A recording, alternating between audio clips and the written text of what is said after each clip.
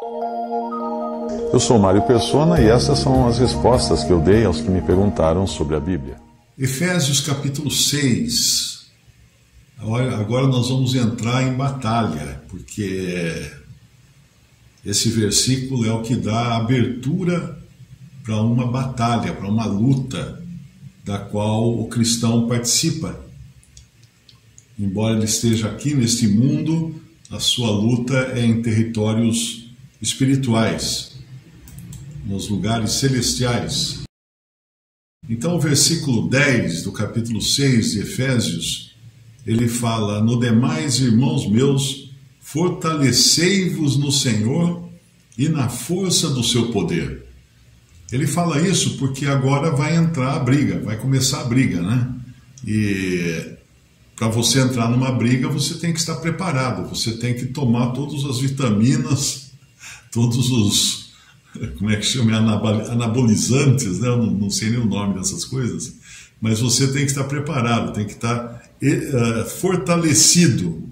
Só que o fortalecimento do crente não é em si mesmo, nós não encontramos em nós força alguma, nós somos os mais fracos. Lá em 1 Coríntios capítulo 1, nós lemos que no versículo 27, "Mas Deus escolheu as coisas loucas deste mundo para confundir as sábias, e Deus escolheu as coisas fracas deste mundo para confundir as fortes." Então, se você achava que se convertendo a Cristo você ia virar um super-herói, não, você virou um super nada, porque em nós mesmos nós não temos força alguma.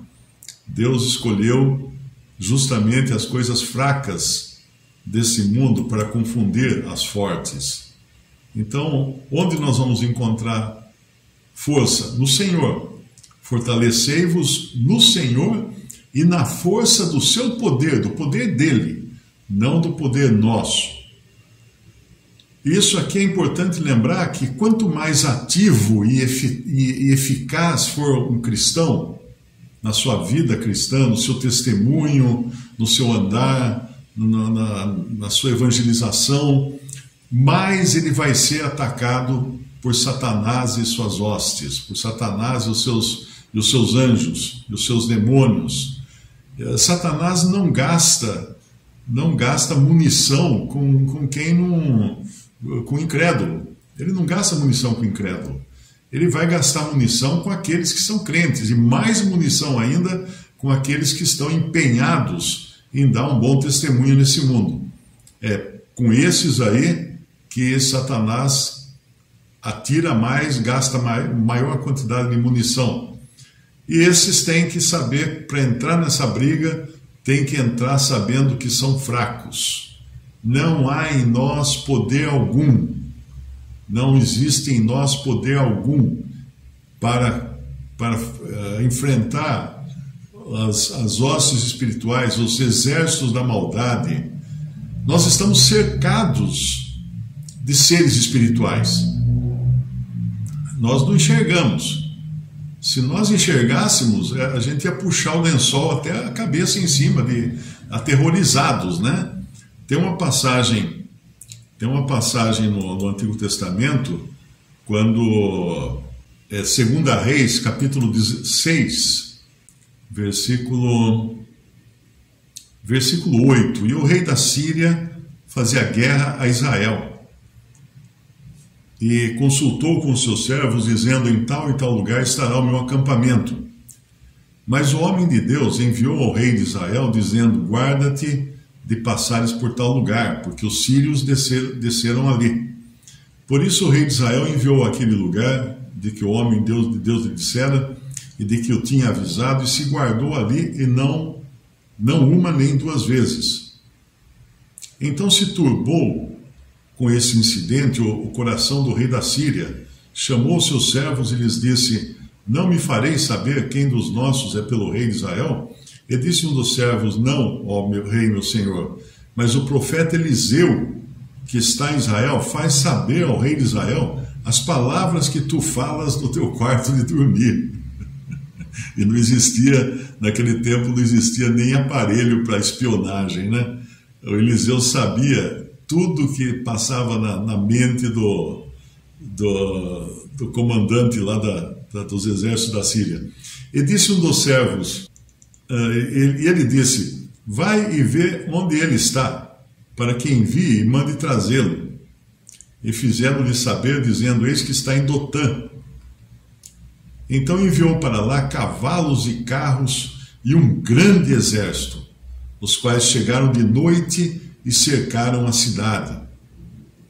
E o servo do homem de Deus se levantou muito cedo, o servo do profeta Eliseu, se levantou muito cedo e saiu. E eis que um exército tinha cercado a cidade com cavalos e carros. Então o seu servo lhe disse, ai meu senhor, que faremos? Ele entrou em pânico. E Eliseu disse ao seu servo, não temas, porque mais são os que estão conosco do que os que estão com eles. E orou Eliseu e disse, Senhor, peço-te que lhe abras os olhos, para que veja. E o Senhor abriu os olhos do moço e viu, e eis que o monte estava cheio de cavalos e carros de fogo em redor de Eliseu. E como desceram a ele, Eliseu orou ao Senhor e disse, fere, peço-te essa gente de cegueira. E feriu-a de cegueira, conforme a palavra de Eliseu. Então, aí ele vai dar continuidade aqui, mas o ponto que eu queria chamar a atenção era esse. O servo de Eliseu não estava enxergando, mas Eliseu sabia que era maior o exército que estava com ele do que o exército inimigo que pretendia atacá-los. Então, assim é com o crente em Cristo. Nós somos fortalecidos no Senhor. Nós não enxergamos o cenário espiritual. Não estamos vendo. Aqui tem, quer ver? Tem 1, 2, 3, 4, 5, 6, 7, 8. Está cheio de demônios aqui observando. E anjos também, e anjos de Deus observando, porque os anjos observam os crentes o tempo todo. Eles querem aprender, inclusive, com os salvos, com os que são redimidos por Cristo. Mas tem os demônios também que aprendem, e quando alguém fala assim, eu fui lá naquele centro espírita, e o espírito do meu tio baixou lá no médium, e ele falou coisas que só o meu tio sabia. Tinha que ser espírito. Amigo, o seu tio foi acompanhado a vida inteira por um monte de demônios, que estavam todos anotando no caderninho o que o seu tio falava, o que o seu tio fazia, e passando essas informações para Satanás. Satanás não é onisciente, mas ele tem muitos espiões. Ele tem muitos espiões que veem o que está acontecendo. 1 Pedro 1,12, aos quais foi revelado que não para si mesmos, mas para nós, eles ministravam essas coisas que agora vos foram anunciadas por aqueles que, pelo Espírito Santo enviado do céu, vos pregaram o Evangelho, para as quais coisas os anjos desejam bem atentar. Os anjos querem aprender também. Eles estão aqui, tem um no sofá ali, tem outro na poltrona, tem outro lá. Eles estão aqui também, todos querendo aprender também, porque eles falam, como é que pode? Quem são esses caras aí perdidos, bandidos, mau caráter, que agora são crentes em Cristo? O que aconteceu com eles? Então é justamente isso, os anjos agora desejam bem atentar para essas coisas. E outra coisa também é que eles procuram conhecer em Efésios 3:10, para que agora pela igreja a multiforme sabedoria de Deus seja conhecida dos principados e potestades nos céus. Não que a igreja ensine, mas a multiforme sabedoria de Deus é vista pelos poderes, pelos anjos e espíritos e demônios. Essa sabedoria de múltiplas formas é vista na igreja. Então nós somos, e Paulo também num lugar, ele fala a respeito dos apóstolos, em 1 Coríntios, capítulo 4, versículo 9, ele fala assim, porque tenho para mim que Deus a nós apóstolos nos pôs por últimos, como condenados à morte, pois somos feitos espetáculo ao mundo, aos anjos e aos homens. Então também os apóstolos servem de espetáculo aos anjos, pelo papel que eles têm justamente no ministério da palavra de Deus. É interessante, esse é um assunto muito interessante, né? Nós vemos que nós não estamos anônimos nesse mundo.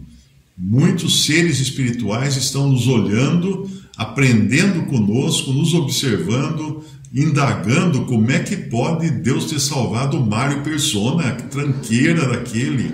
Eles estão curiosos, porque os anjos que caíram nunca terão perdão, nunca serão salvos. E os anjos que não caíram não sabem o que é ser caído e ser perdoado e redimido.